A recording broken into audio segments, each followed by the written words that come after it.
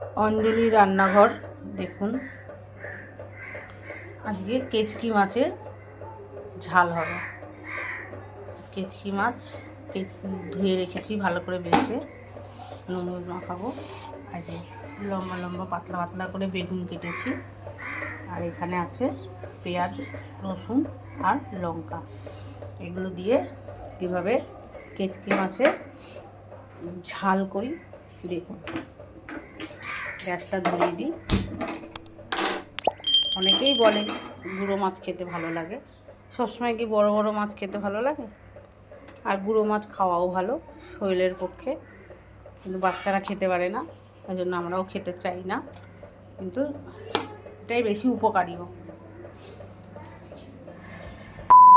দেখুন, তেল গরম হবে, কড়াইটাকে গরম করে নিই। হয়ে গেছে। এবার একটু কালো জিরে ফোড়ন দেব, তারপরে পেঁয়াজ, রসুন, লঙ্কা এটা তেলে দিয়ে দেবো।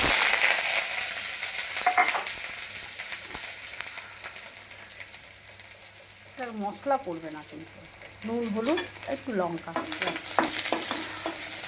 এই মাছের মশলা ভালো লাগবে না।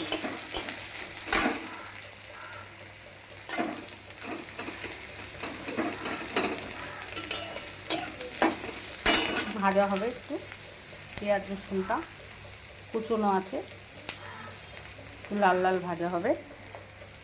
দেখুন,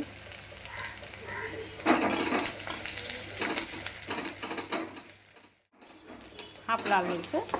এবার বেগুনটা দিয়ে দেবো।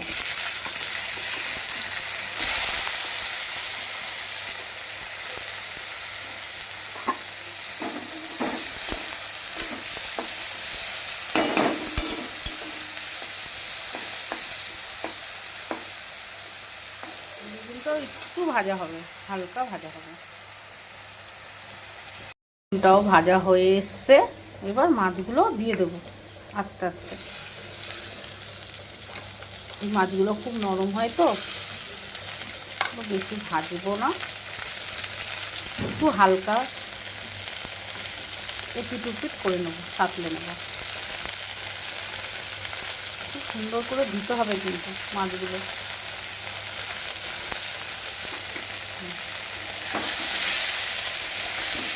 আস্তে করে এপিট করে নেবো।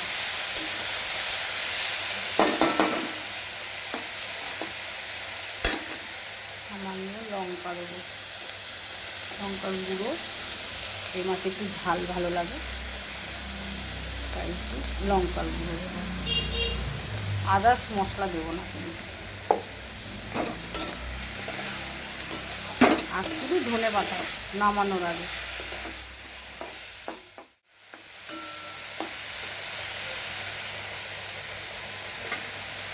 এবার অল্প জল দিয়ে দিচ্ছি, হয়ে গেছে।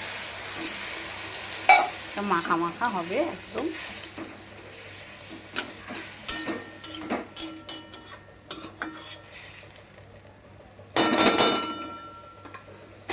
দেখুন, ঝোলটা টেনে গেছে। ধনে পাতা দিয়ে দিচ্ছি, নামাবো এখন। এই মাছ রান্না করতে খুব সহজ, খেতেও ভালো, রান্না করতেও খুব সহজ। শুধু একটু বেছে নিতে হবে, ব্যাস, তাহলেই হবে। কোনো মশলা ছাড়াই। দেখেছেন, কাচকি মাছের ঝাল